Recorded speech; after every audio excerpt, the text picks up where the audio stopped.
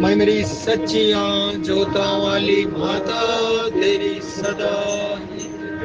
आदमी से तुलसीदास जी पढ़ाता है, दवा रखेंगे। आज से तुलसीदास जी।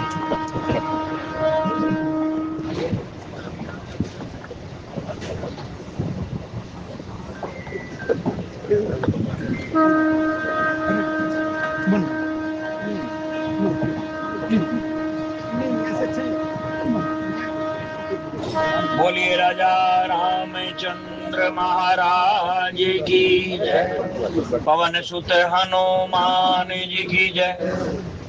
गुरुर ब्रह्मा गुरुर विष्णु गुरुर्देवो महेश्वरा गुरुर साक्षात परब्रह्म तस्मै श्री गुरुवे नमः। अवगुण मोरे बाप जी बख्शो गरीब नवाज, जो मैं पूत कपूत हूँ तो पिता कौलाज। सियावर राम जय जय राम, मेरे प्रभु राम जय जय राम। लेकर तेरा आसरा चला करन यह काज, आज सभा में राखियो सतगुरु मेरी लाज। सियावर राम जय जय राम, मेरे प्रभु राम जय जय राम। श्री गुरु चरण सरोज रज निज मन मुकर सुधार, वरणहु रघुवर विमल यश जोदायक फल चार। सियावर राम जय जय राम, मेरे प्रभु राम जय जय राम। बुद्धिहीन तनु जान के सिमरऊं पवन कुमार, बल बुद्धि विद्या देहु मोहे हरहु कलेश विकार। सियावर राम जय जय राम, मेरे प्रभु राम जय जय राम। नहीं विद्या नहीं बाहुबल नहीं खर्चन को दाम, मोह से पतित अपंग की तुम पत राखो राम। सियावर राम जय जय राम, मेरे प्रभु राम जय जय राम। सत्संग सभा में पधारे हुए प्रभु प्रेमी सज्जनों, स्टेशन श्री रामचरितमानस के द्वितीय सोपान अयोध्या कांड के अंतर्गत बड़ा ही ज्ञानप्रद प्रसंग हमारे बीच में चल रहा है। आध्यात्मिक दृष्टि से, व्यवहारिक दृष्टि से, तार्किक दृष्टि से और सामाजिक दृष्टि से, हर दृष्टिकोण से अगर इस पर अलग अलग विचार किया जाए तो बहुत से सवाल भी हमारे अंदर उठेंगे और उनके जवाब भी मिलेंगे। कई कोणों से जुड़ा हुआ ये प्रसंग आज हमारे बीच में है। अगर विधि के विधान को देखें तो ये सब पर लागू होता है, चाहे वो पीर हो, पैगंबर हो, अवतार हो। उसके घर में यदि ब्रह्म ने भी पुत्र रूप में जन्म ले लिया हो तो उसके ऊपर भी ये विधि का विधान लागू होता है। ये अटल है, इससे कोई बच नहीं सकता। क्यों? ये निर्धारित है जीव के किए हुए कर्मों पर। जैसे जैसे जो हम पूर्व जन्मों में कर्म करके आए हैं, अगले जन्मों में उसका भुगतान करते हुए चल रहे हैं, और ये यात्रा अनंत काल से जारी है। ये यात्रा नाना प्रकार के शरीर बदलती हुई जीव की यात्रा निरंतर चल रही है, अनंत काल से चल रही है, और पता नहीं कब तक जाके समाप्त होगी, इसके बारे में भी कोई नहीं जानता कि ये जीव की यात्रा कहाँ समाप्त होगी। लेकिन जीव अगर प्रभु की कृपा हो जाए और सत्संग से जुड़ जाए तो उसको इस सवाल का जवाब मिल जाएगा कि जीव की ये जो अनंतकालीन यात्रा है ये रुक जाएगी, समाप्त हो जाएगी, अगर जीव पर प्रभु की कृपा हो जाए और सत्संग मिल जाए। सत्संग मिलने पर उसका विवेक जागृत हो जाए तो वो समझ जाएगा कि ये मेरे किए हुए कर्मों का फल है, और कर्मों के सिलसिले को अगर वो रोक देगा तो यात्रा भी रुक जाए, और कोई तरीका। और ये कर्मों का सिलसिला रुकेगा कब? जब ज्ञान अपनी पूर्ण प्रकाष्ठा पर विवेकवान हो जाएगा, जीव को विवेक की जागृति हो जाएगी, बुद्धि की वो निर्णायक शक्ति जिसको विवेक कहते हैं वो जागृत हो जाएगी, तब वो उस शक्ति का इस्तेमाल करते हुए इस निर्णय पर पहुंचेगा कि मुझे क्या करना चाहिए और क्या नहीं करना चाहिए। जब तक उसको ये समझ ही नहीं आएगी कि मुझे करना क्या है, मेरा उद्देश्य क्या है, ये मनुष्य योनि में आने का मेरा इस यानी जीव का कारण क्या है, जब तक ये समझ में नहीं आएगी वो कर्म करता जाएगा। और माया के वशीभूत होकर के अविद्या माया के जाल में फंसा हुआ ये जीव शरीर बदलता जाएगा, कर्म करता जाएगा और भुगतान होते रहेंगे। हमें याद ही नहीं है कि यानी हमें मीन्स हम जीव को, हम सब जीव हैं, आत्माएं हैं। हम शरीर भरे ही हमारे अलग अलग हों, रंग रूप अलग अलग हों, पेड़ पौधों में बैठी हुई आत्माएं भी वही हैं जो हम मनुष्यों के अंदर बैठी हुई आत्मा है, क्योंकि हर प्राणी, हर जीव ईश्वर का अंश है।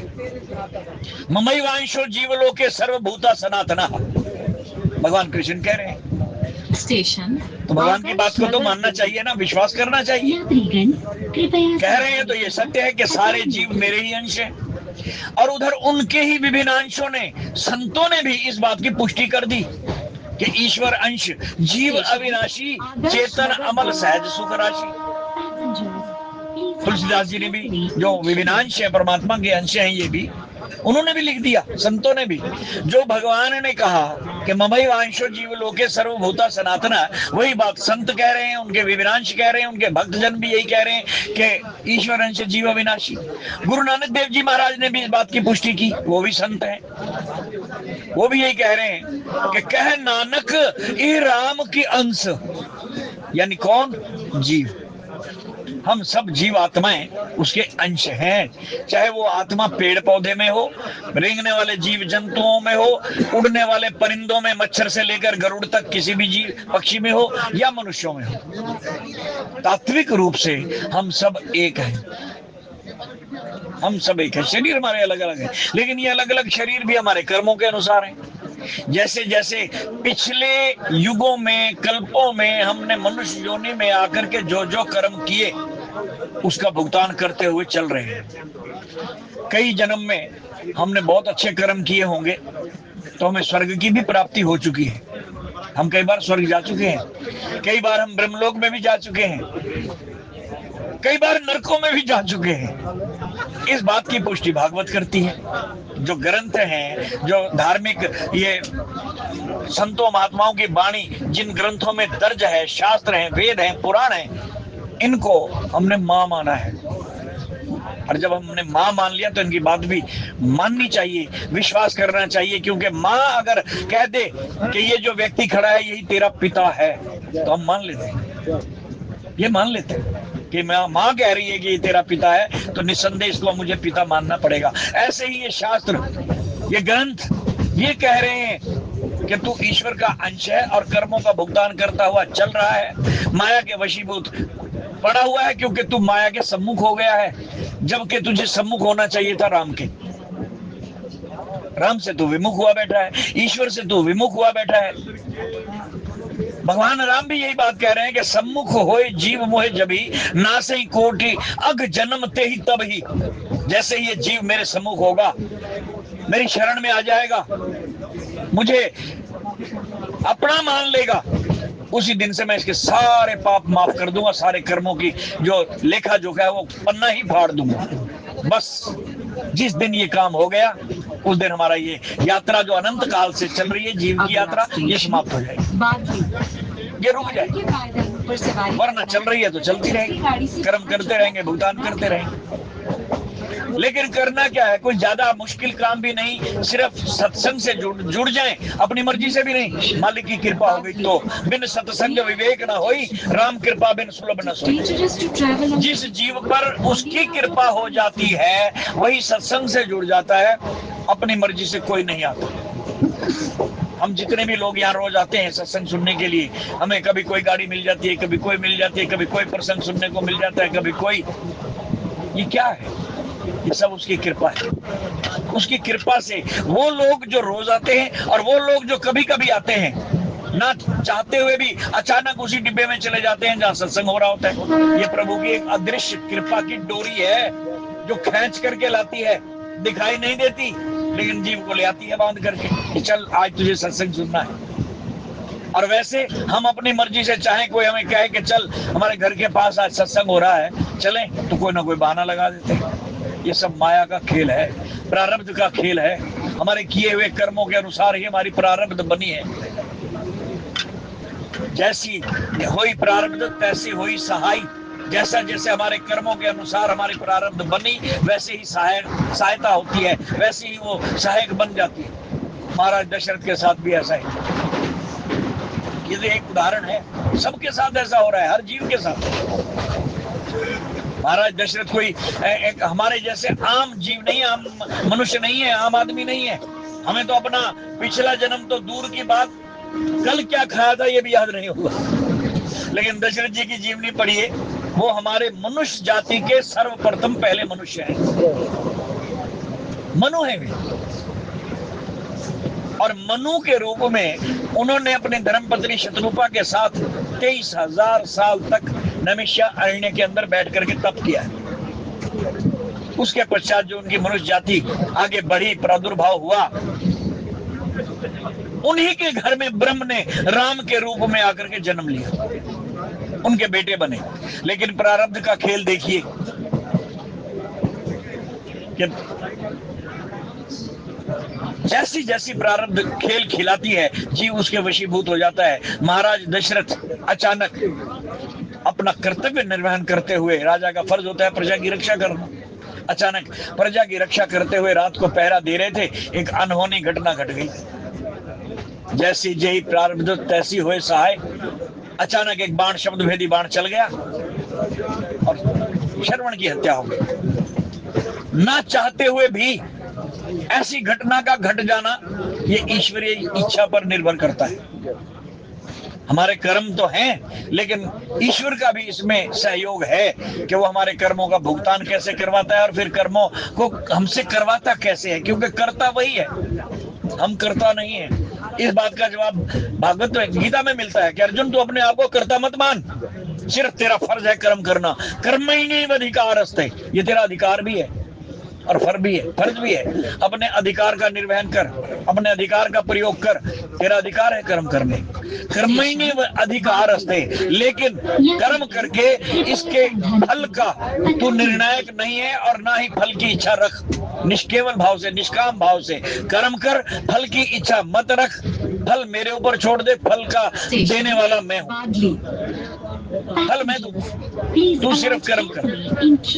और कर्म करके भी इसमें आसक्त मत हो, ये मत मान ले कि मैंने किया है, ये मैं निकाल दे अपने अंदर से। जो कुछ भी तू कर रहा है, ये सोच वो करवा रहा है, कोई सुप्रीम पावर है जो मेरे अंदर बैठी हुई है, सारे काम करवा रही है। मैं करने वाला कौन होता? हम दुर्योधन को अगर उसकी हिस्ट्री पढ़ते हैं महाभारत में, तो हम उसको बुरी नजर से देखते हैं कि दुर्योधन खलनायक था। हमारी नजर में जब पढ़ते हैं तो हमारी नजर में दुर्योधन खलनायक है। लेकिन जब दुर्योधन का शरीर छूट गया, महाभारत युद्ध खत्म हो गया और आगे की यात्रा शुरू हुई, तो पांडव लोग बाद में स्वर्ग में पहुंचे हैं। दुर्योधन पहले गया हुआ था, दुर्योधन पहले गया हुआ था, जिसको खलनायक कहा गया और युधिष्ठिर को धर्म का अवतार कहा गया। लेकिन ये धर्म का अवतार बाद में पहुंचा और जिसने पृथ्वी पर आकर के ऐसे कार्य किए जिनको हम कहते हैं कि कोई पापी आदमी ही कर सकता है, वो स्वर्ग में पहले पहुंच गया। धर्मराज ने युधिष्ठिर ने धर्मराज से पूछा कि ये ऐसा कैसे संभव हुआ कि ये पाप करने वाला व्यक्ति पहले पहुंच गया और वो भी स्वर्ग में, ये तो नरक में जाना चाहिए था, इसके इसने ऐसे ऐसे कुकर्म किए। इसने दुर्योधन की आत्मा से, दिव्य स्वरूप से, दिव्य लोकों में जब ये जवाब सवाल हुए तो दुर्योधन कहता है मैंने कुछ किया ही नहीं। कोई अलग पावर थी जो मुझे ऐसा करने के लिए मजबूर कर रही थी, मुझसे करवा रही थी।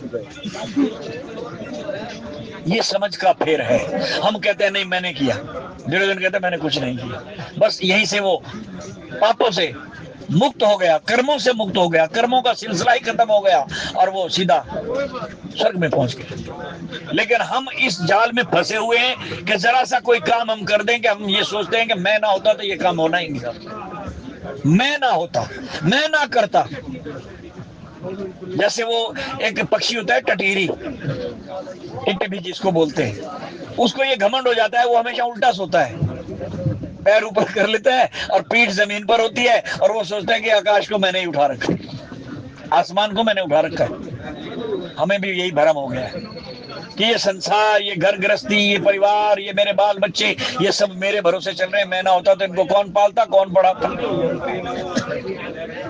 जिस दिन हमारे मन से, हमारे अंदर से ये मुगालता, ये भरम, ये संशय निकल गया, हमारी मंजिल आसान हो जाएगी, हम अपनी मंजिल की ओर निकल पड़ेंगे। जैसी जही भवितव्यता तैसी होई सहाई, ताही न जाई ताही पर ताई तहां लई जाई। रामचरितमानस कह रहे हैं। जैसा जिसका प्रारब्ध होता है, जैसी घटना होनी होती है, उसको वैसा ही संयोग बन जाता है। वो खुद वहां नहीं जाती, वो प्रारब्ध हमारा वहां खुद जाता हुआ दिखाई नहीं देता, उस व्यक्ति को वहां ले जाता है। मान लो मेरा किसी स्थान पर एक्सीडेंट होना है और वहां मेरी मौत होनी है, तो मेरी बुद्धि भी वैसी हो जाएगी, मैं उसी समय पर, जिस समय मेरी मौत होनी है, मैं उस स्थान पर पहुंच जाऊंगा। और वो कारण, जिस कारण से मेरी मृत्यु होनी है, वो कारण भी वहां पहले ही मौजूद होगा। तो समय, स्थान और कारण ये पहले ही प्रारब्ध में लिखे हुए। पहले बनी प्रारब्ध, पाछे बना शरीर, तुलसी यह अचरज भयो, मन नहीं बांधो धीर। मन मानने को तैयार नहीं है, जबकि शरीर तो बाद में मिला, मां के पेट में ये जीव बाद में आया, प्रारब्ध पहले लिख दी। इस मां के पेट से तूने जन्म लेना है, इस बच्चे का तू बाप बनेगा, इस स्त्री का तू पति बनेगा, इतने तेरे बच्चे होंगे, इतने पशु तूने पालने हैं, इतनों का तूने पिछले जन्मों का हिसाब किताब देना, सब लिखा हुआ है, सब लिखा। लेकिन मन नहीं बांधो धीर, मन धैर्य धारण नहीं करता। हम अपने सारे तरले लगा देते, सारे जोर लगा लेते हैं कि ये नौकरी लेनी ही लेनी है, चाहे हमें किला बेच के लेनी पड़े। भाई अगर हमारे किस्मत में है ना, भाग्य में है, तू कर्म कर, तुझे मिलेगी। तेरे भाग्य में संतान है, अवश्य मिलेगी, नहीं है तो नहीं मिलेगी, कोई दे भी नहीं सकता। जो हमारे प्रारब्ध में, भाग्य में नहीं लिखा हुआ, कोई माई का लाल नहीं दे सकता, और जो लिखा हुआ है उसको कोई माई का लाल रोक भी नहीं सकता। ये तो हमारा भ्रम है। वो समय नहीं आया जिस समय हमें औलाद की प्राप्ति होनी है, वो समय नहीं आया जिस वक्त हमें धन की प्राप्ति होनी है। वो समय आने पर, उचित समय पर अपना आप मिल जाएगा। हमें तो सिर्फ इतना करना है कि कोई प्रभु की कृपा से सत्संग से जुड़ जाए और सतगुरु हमारा मार्गदर्शन कर दे और उसके बताए मार्ग पर चलें और फिर भगवान पर विश्वास करें। जो भाग्य में है वो अवश्य मिल जाएगा। लेकिन हम तो इतने उतावले हो जाते हैं कि कोई बता देना फलाना तांत्रिक इतने रुपए लेता है और जिसके घर संतान नहीं होती संतान दे देता है, हम भाग लेते हैं, वहां लुट जाते हैं उसके हाथों। लेकिन वो कोई भगवान थोड़ी है भाई।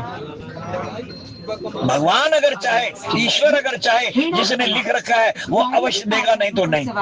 दशरथ जी के भाग्य में एक ऐसी अनहोनी घटना घट गई, लिखी गई, जिसके जो ना चाहते हुए भी वो घटना हुई। वो चाहता थोड़ी था श्रवण को मारना, श्रवण को लग गया बात, उसी के कारण उसको शराब मिल गया। जब शराब मिला, क्या शराब मिला? उसके माता पिता ने मरते हुए जो वाणी बोली, कहने लगे, हे राजन, जिस तरह पुत्र वियोग में हम तड़प तड़प करके मर रहे हैं, दोनों बुढ़ा और बुढ़ी, वो अंधे थे बेचारे, नेत्रहीन थे दोनों, हम दोनों नेत्रहीन अपने पुत्र के वियोग में जिस तरह तड़प तड़प करके प्राण त्याग रहे हैं, ऐसे तू भी अपने पुत्र वियोग में तड़प तड़प कर मरेगा। ये शराब मिल गया। अब दशरथ जी को खुशी भी हुई और थोड़ा सा अफसोस भी हुआ। अफसोस इस बात का कि मैं नहीं चाहता था, लेकिन इन बेचारे बेगुनाहों की हत्या हो गई। एक के ऊपर बाण चला, दूसरों ने उसके वियोग में प्राण त्याग दिए, 3 व्यक्ति मारे गए मेरी गलती से। इस बात का अफसोस भी हुआ, लेकिन खुशी भी हुई कि मैं 2 शादियां कर चुका हूं, अभी तक मेरे घर औलाद ही नहीं हुई। इस बात की खुशी भी हुई कि चलो इनके शराब के कारण ही सही, कम से कम औलाद का मुख तो देखने को मिल जाएगा, संतान तो हो जाएगी। इन्होंने शराब यही दिया है कि तू भी पुत्र वियोग में तड़प तड़प के मरेगा, अर्थात इनका शराब सच्चा होगा। भगवान से भी प्रार्थना की दशरथ ने कि प्रभु इन्हीं के शराब को सच्चा कर दे, झूठा नहीं है प्रभु इनका शराब, ये सच्चा हो, शायद इसी कारण से मेरे घर में बच्चा हो, इसी कारण से। और वो सच्चा हुआ। दशरथ जी घर पे आए, ये बात छिपाई नहीं किसी से। सत्यवर्ती राजा था, घर में ना जाकर के सीधे सप्त ऋषियों के आश्रम में गए, वहां के अध्यक्ष पद पर उन दिनों बैठे हुए भारद्वाज मुनि थे, उन्हीं के नेतृत्व में जाकर के इन्होंने सप्त ऋषियों के आगे अपने दिल की बात रखी और ये किया हुआ अपराध जिसका चशमदीद गवाह कोई नहीं था सिवाय दशरथ के। चाहते तो इस घटना को छुपा सकते थे, लेकिन जाकर के अपना अपराध स्वीकार किया कि मुझसे ऐसे ऐसे हत्या हो गई है, जो सजा बनती है दो। सजा दी गई। बहुत बड़ा एक कई दिन तक सप्त ऋषियों की आपस में मीटिंग होती रही, बहस चलती रही, तर्क वितर्क हुए, जो दोनों तरफ के वकीलों ने जिरह की। आखिरकार निर्णय ये लिया गया कि दशरथ बेकसूर है, लेकिन इसका गुनाह कसूर इतना है कि इसने अपनी शक्ति का, अपनी ताकत का गलत इस्तेमाल किया। सोचा समझा नहीं, इसके पास शक्ति थी शब्द भेदी बाण की, सोच करके नहीं चलाया, बिना सोचे समझे चला दिया। तो इसकी सजा यही है कि इससे शब्द भेदी बाण की शक्ति वापस ले लो, ताकत वापस ले लो। क्योंकि ऐसा धर्म धुरंधर राजा अगर धरती से चला गया, हालांकि इसके अपराध का दंड मृत्यु दंड बनता है, मृत्यु दंड। अगर हम इसको मृत्यु दंड देते हैं तो ये तो स्वीकार कर लेगा, लेकिन एक राजा के जाने से पूरी प्रजा अनाथ ही नहीं हो जाएगी, बल्कि अराजकता भी फैल जाएगी। ऐसा धर्म धुरंधर राजा सैकड़ों हजारों सालों बाद धरती पर आता है, तो इस राजा का मरना ठीक नहीं। इसकी जो नाजायज इसने इस्तेमाल किया है शक्ति का, वो शक्ति वापस ले लो। तो शब्द भेदी बाण के ऊपर रोक लगा दी गई, जिसके कारण आगे लीला ऐसी हुई कि रावण ने केकई देश पर आक्रमण कर दिया, जहाँ की राजकुमारी केकई थी। और ये लंबी कथा है, केकई के साथ इसका विवाह हुआ। जब केकई विवाह करके अयोध्या में आई, तो इसको इस घटना का पता लगा कि महाराज दशरथ तो शापित हैं। पता लगा कि 2 ब्याह पहले कर चुके, तीसरे की क्या जरूरत थी। कहने लगे इसलिए कि संतान नहीं हुई। पूरी घटना का पता लग गया, दशरथ जी ने भी बता दिया कि शापित हूं, अगर मेरे घर संतान हुई तो मुझे उसके वियोग में तड़पना पड़ेगा और तड़प तड़प करके प्राण त्यागूंगा। केकई को इस बात की भनक लगी, पता लग गया। ये जो घटना हम पढ़ रहे हैं ना, घटनाक्रम जो हमारे बीच में चल रहा है, महाराज दशरथ और केकई का मिलन कोप भवन में हो रहा है, ये यूं ही नहीं हो रहा, ये सब राम की इच्छा से हो रहा है भाई। ना दशरथ की मर्जी से हो रहा है, ना केकई की मर्जी से हो रहा है, ना मंथरा की मर्जी से हो रहा है। ये तो एक रोल है जो मेरे राम ने सबको दिया हुआ है। हम सब उसकी बनाई हुई इस पिक्चर के कलाकार हैं, हम सब। ये खेल है। अगर इस खेल का सही माने में समझना चाहते हो कि कैसा खेल है, तो पढ़ो गुरबाणी को। गुरु गोविंद सिंह जी की भाषा में उन्होंने अपने हाथ से लिखा दशम ग्रंथ में कि मैं हूं अलख पुरुष को दासा। गुरु गोविंद सिंह जी लिख रहे हैं, मैं हूं अलख पुरुष को दासा, आयो देखण जगत तमाशा। ये संसार उसका एक तमाशा, एक खेल है। मैं तो इस खेल को देखने के लिए आया हूं, तमाशा देखने के लिए आया हूं। हो रहा है तमाशा, दिखता नहीं खिलाड़ी, खिलाड़ी नहीं दिखता, तमाशा हो रहा है। मैं तमाशा देखने के लिए आया था, मैं इसमें इन्वॉल्व होने के लिए नहीं आया। और तमाशा देखा, देखते देखते उन्होंने जो उनसे रोल करवाया गया, अपने हाथों से पूरा वंश, पूरा खानदान, पिता से लेकर पुत्रों तक सब धर्म की रक्षा के लिए कुर्बान कर दिए। पिता को भी इन्होंने कहा था, गुरु गोविंद सिंह जी ने, जब कश्मीर के पंडित इनके पास आनंदपुर साहिब में आकर के बैठे और अपनी गुहार लगाई कि महाराज इस्लाम कबूल कर लें या जान गंवाएं, 2 में से एक रास्ता चुनना है। औरंगजेब का फरमान है, जबरदस्ती हमें मार रहा है, काट रहा है कि या तो इस्लाम कबूल कर लो या फिर मरने के लिए तैयार हो जाओ।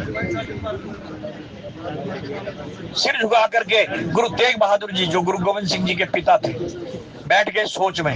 9 साल का बालक गोविंद राय, सिंह नाम तो बाद में लगा, गुरु गोविंद सिंह, ये गुरु गोविंद सिंह जी ने बाद में सिंह जोड़े हैं। हम ही सनातन धर्मियों में से एक एक बालक हर घर में से अपनी फौज के रूप में चुना और उसको सिंह सजाया, तब ये सिंह शब्द जुड़ा उनके पीछे, सिंह सजाया गया 5 प्यारों के रूप। 9 साल की उम्र। कहते पिताश्री आपके चेहरे पर तो हमेशा नूर रहता था, हे गुरु पिता आप आज उदास क्यों? और ये लोग कौन है जो आपको मिलने के लिए आए हैं? सारी घटना बता दी कि ये ऐसे ऐसे सनातन धर्मी ब्राह्मण है और इनके ऊपर ऐसा पहाड़ टूट पड़ा है, काल को कुर्बानी चाहिए, काल कुर्बानी मांग रहा है। अगर कोई महान आत्मा महान आदमी इस समय आगे आकर के अपनी कुर्बानी दे दे, अपनी शहादत दे दे, तो इन सब की जान भी बच जाएगी और इनकी इज्जत असमत भी बच जाएगी, वरना ये सब के सब इज्जत भी गंवा बैठेंगे और जान से भी हाथ धो बैठेंगे। तो उस 9 साल के बालक ने, जो साक्षात पारब्रह्म परमेश्वर का भेजा हुआ एक दूत था, जो कहिए कि ईश्वरीय ज्योत थी उसके अंदर, नानक के घर की 10वीं ज्योत उसके अंदर प्रकाशित थी, गुरु गोविंद सिंह जी के अंदर। कहने के पिताश्री अगर ये बात है तो फिर आपसे महान और कौन हो सकता है जो धर्म की रक्षा कर सके। आप महान हैं तभी तो इतने आदमी आपकी ओर आए हैं, आपकी शरण में आए हैं, आपसे महान कौन हो सकता है। बस गुरु गोविंद सिंह, गुरु तेग बहादुर जी उसी वक्त गुरु गद्दी से नीचे उतरे, घुटने टेक करके बैठ गए और 9 साल के बालक गोविंद राय को उठा करके गद्दी पर बिठा दिया, गुरु गद्दी पर, और सारी संगत को कहा कि आज के बाद तुम्हारा 10वां गुरु ये होगा। 5 पैसे और नारियल लेकर के मत्था टेका और उनको गुरु स्वीकार किया और उनकी आज्ञा लेकर के चले और ब्राह्मणों को कह दिया कि जाओ कह दो औरंगजेब को हमारा गुरु अगर इस्लाम कबूल कर लेगा तो हम भी कर लेंगे, वरना हम सब मरने को तैयार हैं। घटना आप सब जानते हैं, इतिहास जानते हैं, पढ़ते हैं चांदनी चौक के अंदर किस तरह जाकर के इन्होंने अपनी शहादत दी। वो गुरु गोविंद सिंह जी जिन्होंने धर्म की रक्षा के लिए पूरा अपना परिवार ही बलिदान कर दिया, वो कह रहे हैं 4 बेटों की कुर्बानी, उनकी शहादत और पिता की शहादत देने के बाद माता भवानी के आगे जाकर के बैठ गए और उनसे फिर वर मांगा, दे शिवा वर मोए ए शुभ कर्मन थे कबहू न टरो अरिसो जब जाए लरो निश्चय कर अपनी जीत करो। ये शब्द गुरुवाणी का है माता भगवती के आगे। दे शिवा, शिवा कहते हैं मां भगवती को, शिव पत्नी माता दुर्गा जिसको हम कहते हैं, उनसे इन्होंने तलवार भेंट में ली है। तलवार मिली इनको धर्म की रक्षा करने के लिए, और फिर मालिक के सामने हाथ जोड़ करके कहते हैं, मालिक तेरा लाख लाख शुक्र है कि मैं तेरे दिए हुए ऋण से आज उऋण हो गया। क्या ऋण था? मेरे 4 बच्चे, मेरे पिता माता, इन सब से मैं आज निवृत्त हो गया। रोए नहीं बल्कि खुशी खुशी कहने लगा, जिसने दिया था उसकी अमानत उसको सौंप दी। ये ज्ञान, ये ज्ञान जो आम आदमी के पास नहीं है, ये संत ही इतनी बड़ी कुर्बानी देने के बाद जिगरा रख सकता है कि मैंने जो कुछ मालिक से लिया था उसको सौंप दिया, तेरी अमानत तुझको सौंप दी। सुरखरू हो गया, सुरखरू मीन्स उऋण हो गया तेरे ऋण से। इसलिए उन्होंने लिखा, मैं हूं जगत अलग पुरुष को दासा, आए हूं देखन जगत तमाशा। वो कहते ये तो खेल है प्रभु जो चल रहा है। तो इस खेल के हम सब कलाकार हैं, हम इस नाटक के पात्र हैं हम, लेकिन हम तो उसके विमुख हो गए जिसने ये पिक्चर बनाई, जो जगत रचाया, उस जगत पिता के हम विमुख हो गए। उसकी तरफ तो हमने पीठ कर ली और माया के जाल में फंस गए। माया की तरफ हमारा मुंह है और वो पिता हमारी इंतजार कर रहा है कि ये कब वापस आए और मैं इनको अपनी गोद में उठाऊं, बिठाऊं, लेकिन हम हैं कि उसकी तरफ देखते भी नहीं।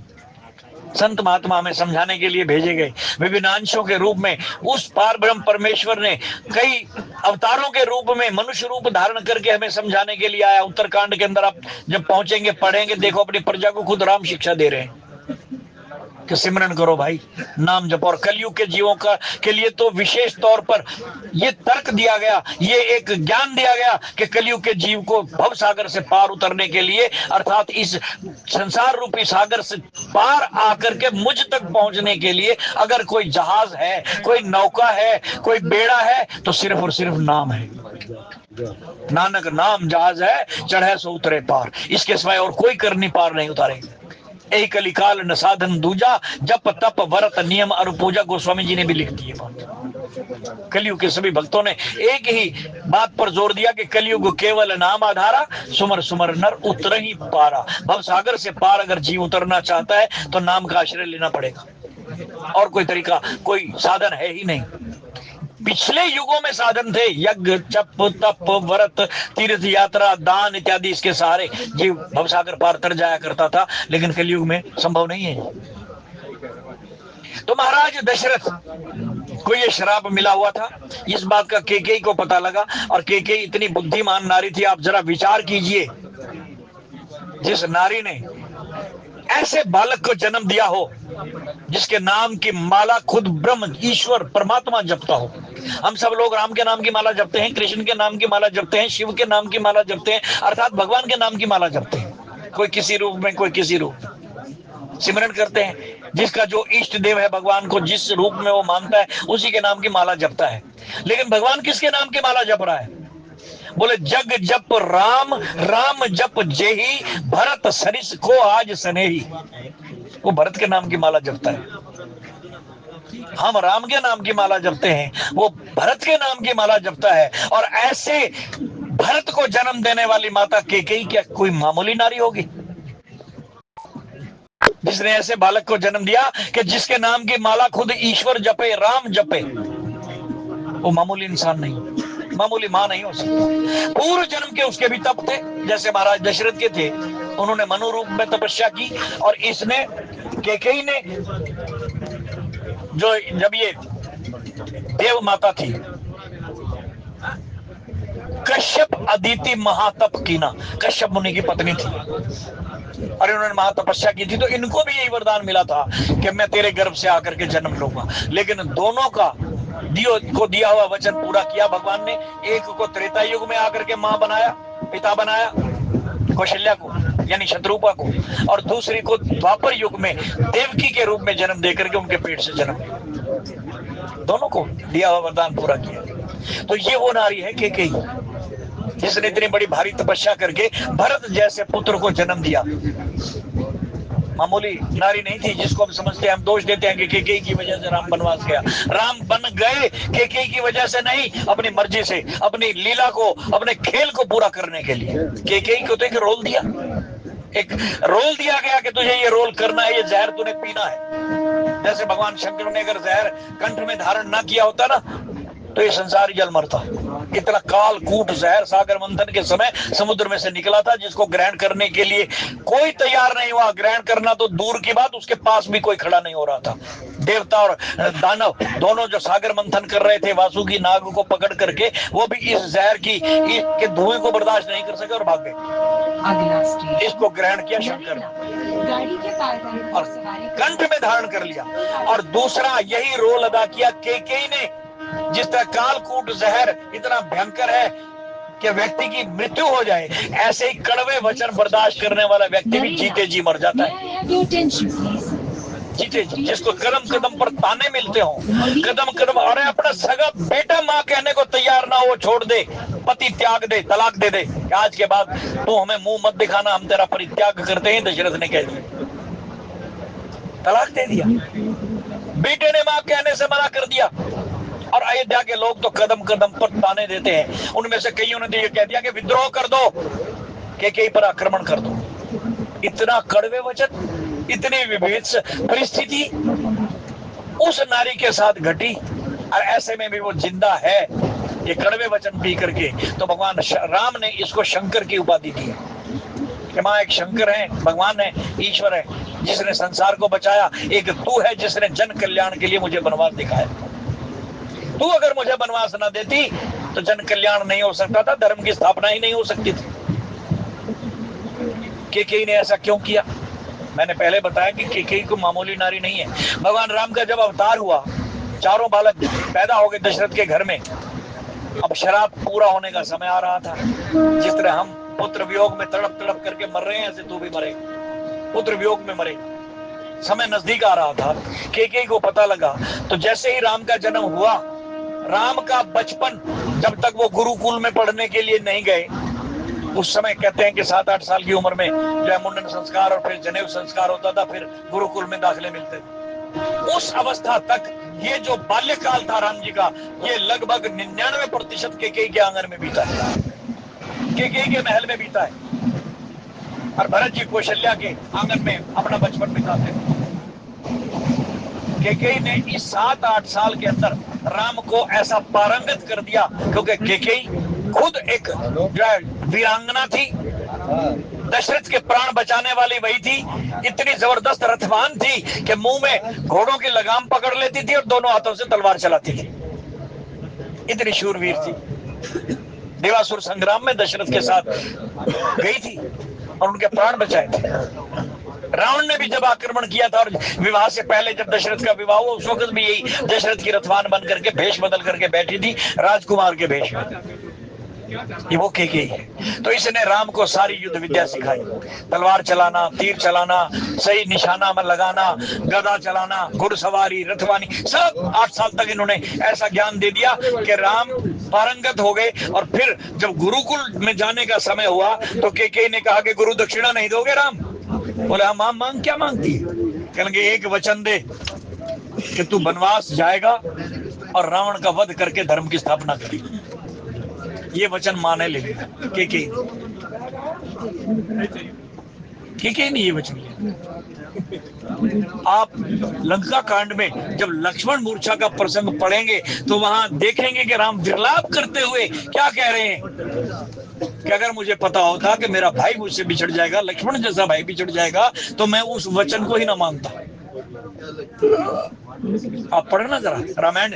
हम रामायण को एक मामूली किताब समझ करके हम एक बेकार काटे जा रहे हैं, रोज पढ़ते जा रहे हैं, लेकिन एक एक लफ्ज इसका अपने आप में मंत्र है, हमारा मार्गदर्शन करने वाला है। और वहां केकई ने वचन लिया और राम जी ने भी वचन दिया, और उसके बदले में ये कड़वे वचन रूपी जहर माता केकई को अपने कंठ में धारण करना पड़ा। 14 साल तक ये मुस मुस करके, रो रो करके इसने जो है एक अपने आप को अलग अपने महल में बंद करके रखा है। ऐसी विभिन्न यात्रा इसने सही है, 14 साल तक प्रायश्चित किया है इसने। अब दरवाजा भी खुलवाया तो राम ने आकर माँ माँ कहते हुए दरवाजा खुलवाया। अब प्रथम राम भेंटी केकई, सबसे पहले उसी को मिले, उसी को। ये वो केकई है, ये जानती है कि दशरथ का श्राप अगर पूरा करवाना है तो मुझे 2 में से 1 खोना होगा। वो कहावत है ना, सारी जाति देख के आधी ले बचाए। दशरथ को क्या श्राप मिला? पुत्र वियोग में तड़प तड़प करके मरेगा। अर्थात ये बात तो क्लियर हो गई कि दशरथ को पुत्र का वियोग होगा। अब वियोग भी 2 तरीके का होता है, एक तो पुत्र छोड़ करके चला जाए, विदेश चला जाए, माँ बाप इंडिया में और वो अमेरिका में चला जाए तो वियोग हो गया ना, बिछोड़ा हो गया। एक तो ये, और दूसरा पुत्र मर जाए, ये वियोग है। अब दशरथ जी या कोई आम माँ बाप हो, पुत्र को विदेश भेज करके तो नहीं मरते ना। अगर बेटा मर जाए तो वो जीते जी मर जाते हैं। केकई ने बड़ी सूझबूझ से अपने ज्ञान का इस्तेमाल करते हुए ये निर्णय लिया कि मैं दोनों को नहीं खोऊंगी, पति और पुत्र दोनों को नहीं खोऊंगी, इनमें से एक को खो दूंगी। एक का तो जाना संभव निश्चित है, क्योंकि दशरथ का मरना तो फिक्स है, इसको तो श्राप मिला हुआ है। और पुत्र वियोग कैसे हो? अगर राम की मृत्यु हो गई, क्योंकि राम के प्राण दशरथ में बसते हैं, दशरथ को सबसे प्यारा राम है चारों पुत्रों में। जब विश्वामित्र जी लेने आए थे ना, राम लक्ष्मण मुझे दे दीजिए, मारीच स्वभाव का वध करवाना है, तो दशरथ जी को पुत्र मोह किसका हुआ था? राम का। कहने लगे मैं चल पड़ता हूँ, अपनी चतुर्ंगिणी सेना को ले जाता हूँ, लेकिन राम देत ना बने घुसाई, राम मत ले जाओ, राम मेरा प्राण है, इसको मत ले जाओ। क्योंकि जानती थी कि राम में इसके प्राण बसते हैं। अगर राम को कुछ हो गया या राम मर गया तो ये तो मरेगा ही मरेगा, साथ में बेटा भी गया, पति भी गया। इससे अच्छा है कि पुत्र वियोग में मरना है तो पुत्र का वियोग करवा दिया जाए, इसको किसी तरीके से वनवास भेज दिया। राम वनवास चला जाएगा, उसके वियोग में दशरथ का मरण होगा, ये अवश्य है, अवश्यम बात। ये तो रुक ही नहीं सकता, शराब तो टल नहीं सकता। तो उस शराब के कारण दशरथ का मरण हो जाए, लेकिन मेरा बेटा तो बच जाएगा, मेरा राम बच जाएगा। इतना प्यार करती थी केकई राम से, जिसको आज जमाना समझ नहीं पाया और केकई को दोष देते हैं। केकई और मंथरा ने मिलकर के षड्यंत्र किया और राम को वनवास हो गए। गहराई में जाइए, सत्संग से जुड़िए, संतों के सानिध्य में बैठिए, नित्य प्रति कथा सुनिए, सत्संग सुनिए, तभी जाकर के ये विवेक जागेगा। बिन सत्संग विवेक ना होई, राम कृपा बिन सुलभ न सोई। राम की कृपा हो गई है हम पर कि मनुष्य का शरीर मिला है। दूसरी कृपा हो गई है कि हम रोज प्रति सत्संग सुनते हैं। तीसरी कृपा ये है कि गुरु के सानिध्य में बैठ करके सिमरन करो और अपनी यात्रा को समापन करने का, जो अनंत काल से ये जीव यात्रा करता चला रहा है, कई शरीर ये भुगत धारण कर चुका है, ये यात्रा सिलसिला खत्म हो जाए, यात्रा का सिलसिला खत्म हो जाए। और वो कब खत्म होगा? जब सब कर्मों से हम निवृत्त हो जाएंगे। कर्म एक भी बाकी बच गया ना, तो उसको भी भुगतान करने के लिए वापस मृत्यु लोक में आना पड़ेगा। जन्म लेना पड़ेगा। और ये कर्मों का सिलसिला खत्म होएगा कब? जब हम राम की बात को ध्यान से हृदय में धारण करेंगे। सम्मुख होए जीव मोहे जभी, ना सही ते अग जन्म कोटि अग जन्म ते तभी। करोड़ों जन्मों के पाप कर्म खत्म कर दूंगा। मामेकम शरणम वज्र अहम त्वं सर्व पापेभ्यो मोक्षयिष्यामि मा शुचि। कृष्ण कह रहे हैं अर्जुन को, मेरी शरण में आजा, तेरे सारे पाप माफ कर दूंगा, किसी पाप की सजा नहीं मिलेगी। कर्मों का सिलसिला तेरा मैं ओढ़ लूंगा, तेरा योग और खेम मैं ओढ़ लूंगा।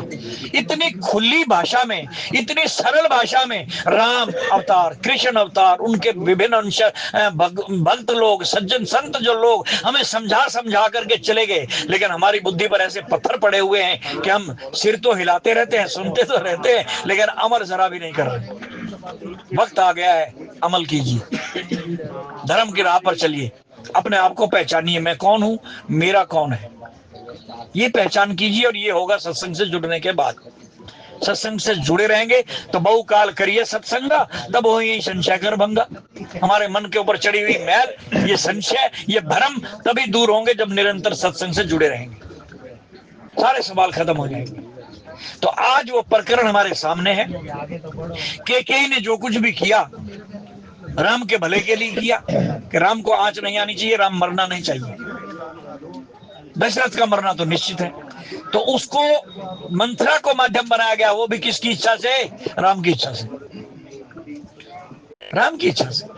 देवताओं ने सरस्वती का आह्वान किया, सरस्वती ने मंथरा की बुद्धि फेर दी और मंथरा को जरिया बना करके एक ऐसा रोल दिया गया कि तू केकई को भड़का दे, राम के खिलाफ, कौशल्या के खिलाफ और दशरथ के खिलाफ। इसके मन में ऐसा जहर घोल दे कि ये तीनों से नफरत करने लग जाए। ऐसा हुआ, ये लीला राम की थी। जब सरस्वती से पूछा गया, देवताओं ने पूछा कि आपने ऐसा क्यों किया, और अब हम आपको कह रहे हैं, चित्रकूट में एक बार फिर इन्हीं देवताओं ने सरस्वती को पुकारा कि अब भरत की बुद्धि फेर दो। तो गुरु बृहस्पति ने कहा था, अरे मूर्खो, इंद्र, 1000 आंखें होते हुए भी तुझे सुमेरु पर्वत दिखाई नहीं दे रहा, इतना बड़ा पर्वत। सरस्वती ने कहा, 1000 आंखें हैं इंद्र तेरी, और 1000 आंखों के होते हुए तुझे सुमेरु पर्वत दिखाई नहीं दे रहा। अरे ये राम भक्त है भाई, राम की शरण में है, मायापति की शरण में है, और तू इसी के साथ जादू टोना माया ये जो है प्रपंच रचना चाहता है।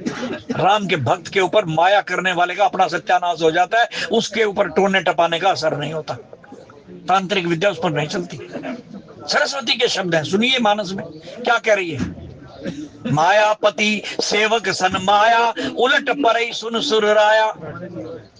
ऐ देवराज इंद्र सुन, ये मायापति का सेवक है, और मायापति के सेवक के ऊपर माया नहीं चला करती।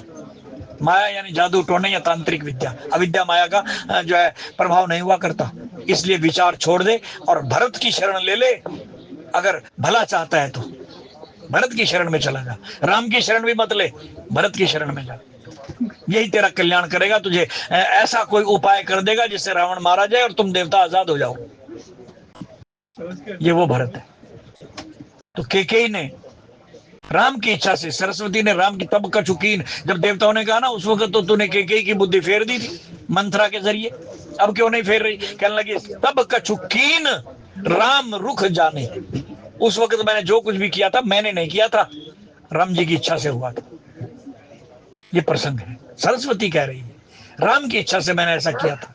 और मैं बार बार दोहरा रहा हूं कि हम जब तक इस मैं से बाहर नहीं निकलेंगे कि मैंने किया, ये काम मेरे द्वारा हुआ, मेरे बच्चे को पालने वाला मैं हूं, घर बार संसार ये सब करने वाला मैं हूं, ये मैं निकाल दो, बस इस बात को गांठ बांध लो, मैं कछुकीन राम रुख जाने। करने वाले राम है, ईश्वर है, वो मेरे अंदर बैठी हुई सुप्रीम पावर। जैसे मैंने दुर्योधन का उदाहरण दिया, वो भी कह रहा है कि मेरे अंदर बैठी हुई कोई और शक्ति काम कर रही थी। हमारे अंदर बैठी हुई वो सुप्रीम पावर हमारे इस शरीर को जरिया बना करके हमारे कर्मों का सिलसिला जारी रखे हुए, और भुगतान भी वही करवाएगी। कब? जब इन कर्मों का सिलसिला खत्म भी वही करवाएगी, वही पावर, जब हम उसकी शरण ले लेंगे।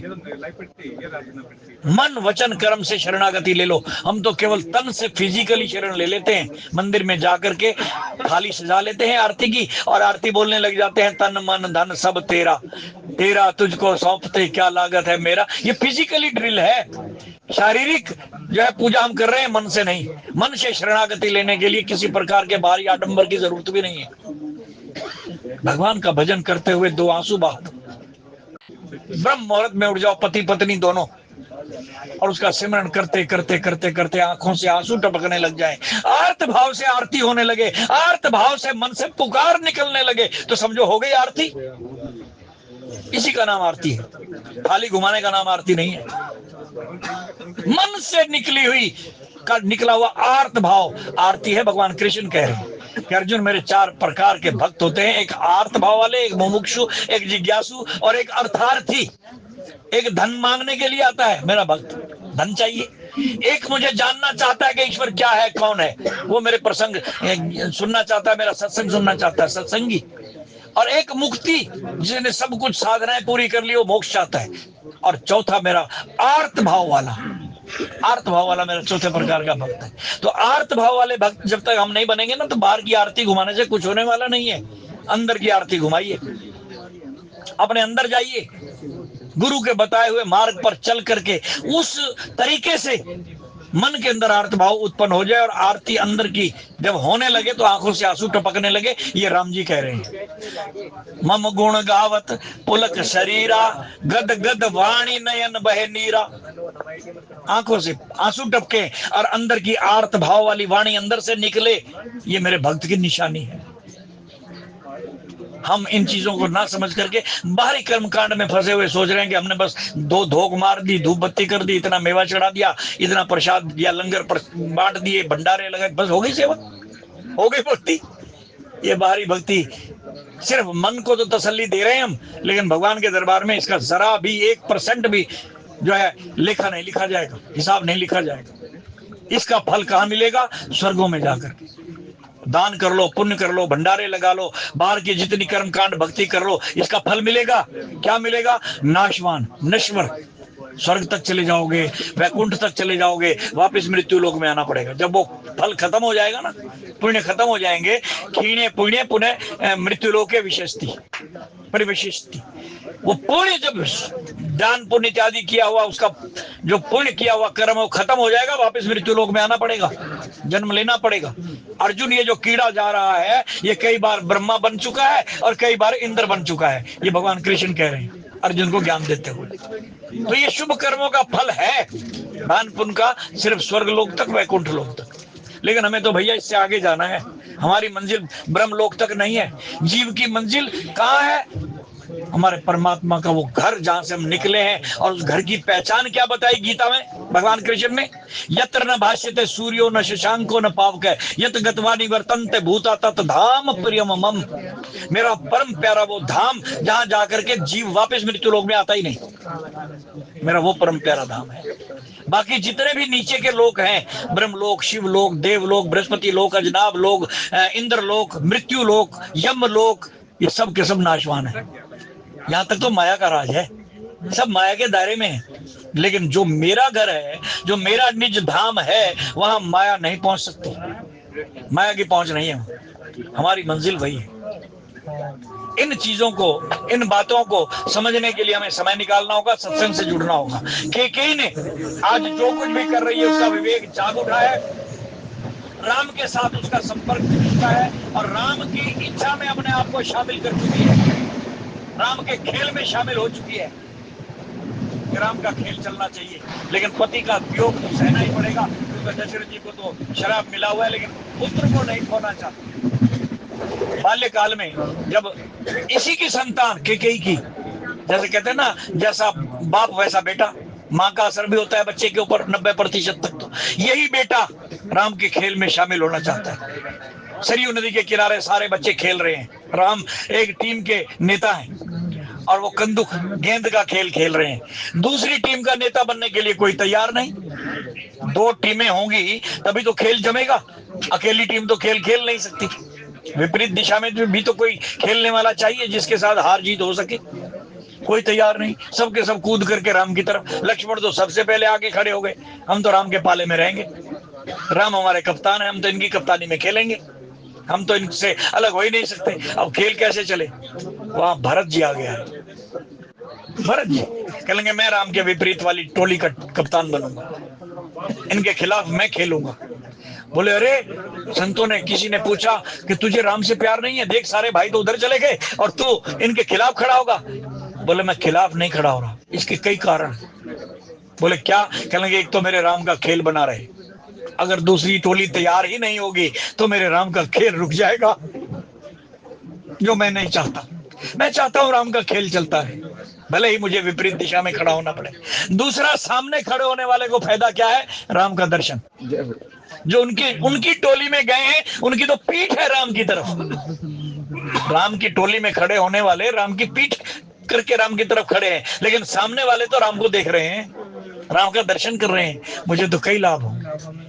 ये संतों के बताए हुए कई ऐसे गूढ़ रहस्य हैं जिनको समझने पर हमें पता लगेगा कि राम के खिलाफ होना और राम के साथ खड़े होने में फर्क क्या है। वो जो सामने मुखालिफ खिलाफ खड़े हैं, दूसरी टोली में खड़े हैं, राम को वही अति प्रिय है क्योंकि उनकी दृष्टि सीधी पड़ रही है उन पर। पाछे पवन तनय सिर नावा। हनुमान जी को देख लो, सारी टोली प्रणाम करके चली गई, सीता की खोज करनी है, आशीर्वाद लेते हुए चले गए सब, सबसे पीछे हनुमान जी आए। पाछे पवन तनय सिर नावा। और मिला क्या? अंगूठी, कि तू ही सीता तक पहुंचेगा, मेरा मन कहता है, क्योंकि उसके अंदर धैर्य है, सहनशीलता है, भगवान पर विश्वास है। उन्होंने भी यही जवाब दिया था जब पूछा कि आप सबसे पीछे क्यों रहते हैं, बाकी तो सब लोग आगे आकर के दर्शन करके चले गए।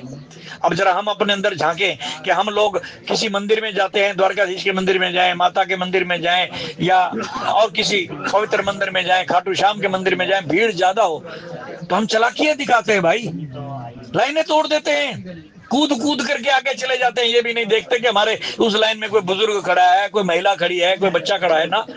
हमें तो अपनी चालाकी दिखानी है, होशियारी दिखानी है, आगे आगे जाकर के दर्शन करेंगे। हनुमान जी कहते हैं आगे जाने वाला घाटे में रहता है। बोले क्यों? कहेंगे जब आगे कूद कूद कूद करके चला गया तो उसके पीछे वाला कहेगा जल्दी कर भैया, तेरे पीछे लाइन लगी, हमें भी दर्शन करने दे। भगा देंगे उसको जल्दी जल्दी। लेकिन मैं सबसे पीछे हूं, मुझे भगाने वाला कोई है ही नहीं, मेरे पीछे तो कोई है ही नहीं। मैं आराम से इतनी दूर से लाइन चलती जा रही है और मैं दर्शन करता आ रहा हूं, मुझे सबसे ज्यादा दर्शन लाभ मिल रहा है। मेरे पीछे धक्का मारने वाला कोई नहीं, इसलिए मैं पीछे रहता हूं। बस इन दोनों गुणों को और अनेकों गुणों को देखते हुए राम जी ने हनुमान जी को भी यही उपाधि दे दी, तुम मम प्रिय भरत सम भाई। तेरे में और भरत में कोई फर्क नहीं है, तुम्हारी विचारधारा एक है, तुम राम का खेल जारी रहे, बस इसी भावना से राम की सेवा में लगे हुए हो दोनों, इसलिए तुम मेरे प्यारे भाई हो। हनुमान जी भी और भरत जी भी, दोनों को भाई का दर्जा दिया है। आज केकई ने इतनी बड़ी कुर्बानी देने के लिए ये खेल खेला है कि राम का खेल चलता रहे, और उसके लिए मंत्रा को माध्यम बनाया गया सरस्वती के द्वारा। मंत्रा ने याद दिला दिया कि तूने 2 वरदान लेने थे अपने पति से, वो मांगने का समय आ गया है। पहले उसको भड़काया कि कौशल्या को, जिसको तू अपनी दीदी दीदी कहती है ना, वो बड़ी षड्यंत्रकारी है, तेरे खिलाफ षड्यंत्र कर रही है, वो महारानी का दर्जा पा जाएगी, राजमाता बनेगी वो, क्योंकि राम को राज तिलक होने की तैयारियां हो चुकी हैं, कल ही तिलक होने वाला है। दशरथ ने, कौशल्या ने, राम ने मिलकर के ये षड्यंत्र रचा है और तेरे बेटे भरत को पहले ही ननिहाल भेज दिया ताकि ना वो यहाँ होगा ना हमारे रास्ते में रोड़ा अटकेगा। तू इस बात को समझ नहीं पाई, तू भोली है ना, तू दशरथ के ऊपर विश्वास करती है। वो इतना चालाक है कि चालाकी से सब कुछ कौशल्या को दे रहा है, कौशल्या के बेटे को दे रहा है। इस तरीके से आपने पिछले प्रसंग सुने, कई दिनों से ये प्रसंग चल रहा है कि मंत्रा ने केकई को भड़का दिया और मंत्रा की बातों में आकर के केकई ने दशरथ के साथ वही किया जो मंत्रा ने समझाया। आज के प्रसंग में यही बताया गया कि बड़े गूढ़ गुरु के द्वारा सिखाई पढ़ाई हुई थी वो, इसलिए टस से मस नहीं हो रही। और महाराज दशरथ को जो है उसने श्री राम जय जय राम 11 रुपए की राशि प्रसाद के लिए हमारे भाई साहब निरंतर रोज की भांति आज भी हाजिरी लगवा रहे हैं, बहुत बहुत धन्यवाद। तो इस प्रकार ऐसी पक्की हो गई कि जो मंत्रा ने पढ़ा दिया वही कर रही है, और ये कह दिया था कि जब तक दशरथ राम की कसम ना खाए, क्योंकि उसको सबसे प्यारा राम है, उसकी कसम ना खा जाए तब तक अपने वरदान मत मांगना, और जब कसम खा जाए तो फिर 2 वरदान मांग लेना। एक वरदान में राम को वनवास और दूसरे वरदान में अपने बेटे को राज्य। लेकिन पहले वरदान में बेटे के लिए राज्य मांग लेना, दूसरे वरदान में वनवास मांग लेना, वो भी 14 साल का। तो इस तरह से उसको पढ़ाया गया, और उसी पढ़ाई के ऊपर पड़ी हुई कैकेयी आज राम की इस लीला में, रामलीला में अपने आप को शामिल करके खेल में शामिल हो चुकी है। और क्या कह रहे हैं, यह सुनी मन गुणी शपथ बड़ी, बेहसी उठी मति मंद। अब यहाँ कैकेयी को भी मति मंद कहा गया, क्योंकि अगर हम किसी बुरे आदमी का साथ लेंगे ना, भले ही हम कितने ही पवित्र मन वाले हों, शराबी के साथ बैठेंगे तो शराबी ही कहलाएंगे भाई, चाहे हम बेशक शराब ना पीते हों। ताश वालों के साथ बैठेंगे तो ताश वाले ही माने जाएंगे। अगर पुलिस का छापा पड़ेगा तो उन जुआरियों के साथ वो भी पकड़े जाते हैं जो नहीं खेल रहे, जो दर्शक बने हुए हैं। तो इसको भी मंदमती कहा गया, क्यों? क्योंकि इसकी गुरु मंथरा मंदमती है। नेक्स्ट स्टेशन नाम मंथरा मंदमती, चेरी के कई केरी। मंदमती वो मंथरा, उसी की पढ़ाई हुई ये चेली कैकेयी आज मंदमती है। बोले यह सुनी मन गुणी शपथ बड़ी, बेहसी उठी मति मंद। कसम खाते ही, जैसे ही दशरथ ने कसम खा ली राम की, तो ये हंसती हुई मंद बुद्धि वाली नारी कैकेयी उठ करके खड़ी हुई, क्योंकि अब तक इसी कोप भवन में पड़ी हुई, इसलिए सारे श्रृंगार गहने वगैरह उतार के फेंक दिए थे, काले वस्त्र धारण कर लिए थे, बाल बिखरे हुए थे, कोप भवन में त्रिया चरित्र दिखा रही थी। ये प्रसंग पिछले दोहे में हमने विस्तार से सुना, पढ़ चुके। तो अब जब कसम खा ली दशरथ ने, तो बड़ी हंसती हुई उठ करके खड़ी हुई, और आंखें टेढ़ी करके फेर करके मुस्कुराती हुई, मानो एक चिढ़ाने वाली विजयी मुस्कान इसके चेहरे पर आ गई कि मैं जीत गई, और टेढ़ी आंखों से दशरथ को देख रही कि मैं जीत गई, अब मेरा काम बनने वाला है। भूषण सजित बिलो की मृग मनों किरातनी फंद। अब उठ करके अपने गहने भी पहनने लगी, वो काले वस्त्र उतार करके महारानी वाला भेष भी धारण करने लगी। ऐसे लग रही थी ये तैयारी करती हुई। गोस्वामी जी ने बड़ा सुंदर उदाहरण दिया कि मानो किसी शिकारी का शिकार करने के लिए कोई किरातनी या कोई भीलनी फंदा डाल रही है, फंदा तैयार कर रही है। भीलनी जब किसी का शिकार करती है, हिरण इत्यादि को पकड़ना चाहती है, तो फंदा बना लेती है कि इस फंदे में इसको फंसाऊंगी। तो ये ऐसे तैयारी कर रही है, सज धज रही है, मानो कोई भीलनी शिकार करने के लिए फंदा तैयार कर रही है। इसका जो है उदाहरण गोस्वामी जी ने लिखा।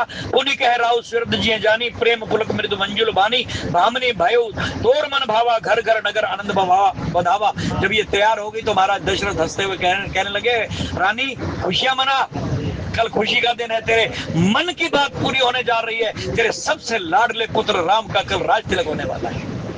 और देखो एक और मैंने बताया ना, इसको कई दृष्टिकोण से देखना पड़ेगा इस प्रसंग से। एक दृष्टिकोण ये भी है कि पति पत्नी में सामंजस्य होना चाहिए, एक दूसरे से छिपाव मत रखना भाई। पति पत्नी से कोई बात ना छिपाए, पति पत्नी से कोई बात ना छिपाए, वरना घर नाश हो जाएगा। वचन दिए है ना अग्नि को साक्षी मान करके, 7 फेरे लिए हैं, तो वचनों को निभाना भी सीखो। जहां वचन से कोई फिरा, दोनों में एक ने विश्वासघात किया, वहीं घर बिगड़ गया।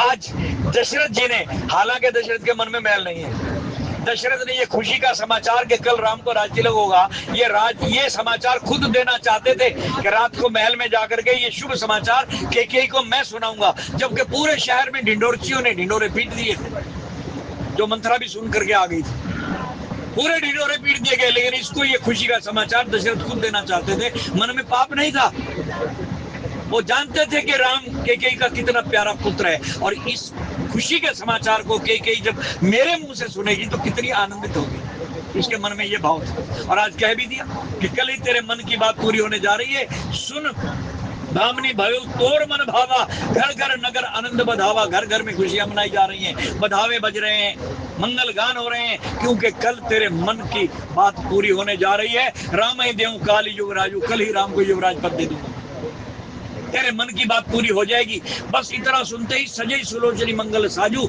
इसलिए खड़ी हो और मंगल साज सज, मांगलिक कलश सजा, आरती के थाल सजा, खुशियां मना, दीप जला, घर में दीपमाला कर, हेलो तेरे मन की बात पूरी होने जा रही है। लेकिन दशरथ जी नहीं जानते कि इसका असर कैकेयी पर कैसा हो रहा है। क्या हुआ? बोले दलई उठे सुनी हृदय कठोरू, जन छुई गयो पाक भरपूर। लेकिन इन शब्दों का कैकेयी पर ऐसे असर हुआ जैसे किसी ने किसी का पका हुआ बाल तोड़ छू दिया। बाल तोड़ जो होता है ना, कितना दर्द होता है। अगर कोई गलती से कोई वस्तु भी टच कर जाए, कपड़ा भी टच कर जाए तो दर्द होता है। कैकेयी को ऐसा दर्द हुआ ये सुन करके कि राम को राज्य लगाने जा रहा है। ये बात सुनते ही वो तड़प उठी, उसको दर्द हुआ मन में। ऐसे उपीर भी हंसी तेई गोई, चोर नारी जी में प्रगटी न रोई। ऐसी उस पीड़ा को छुपा गई, इस दर्द को पी गई, जैसे चोर की पत्नी किसी के आगे रोती नहीं, क्योंकि रोएगी तो भेद खुल जाएगा कि इसका घरवाला चोर है, वो छुपाती है। ऐसे ही वो अपनी पीड़ा को छुपा गई के। और फिर लखई न भूप कपट चतुराई, कोटि कुटिल मनि गुरु पढ़ाई। ऐसे गुरु की पढ़ाई हुई है कैकेयी, मंत्रा रूपी गुरु के द्वारा पढ़ाई गई कैकेयी। इस चीज का आभास दशरथ को भी नहीं हो सका कि ये करने क्या जा रही है, इसके मन में क्या है। वो भी इस नारी के इस भेद को समझ नहीं सका, पढ़ नहीं सका।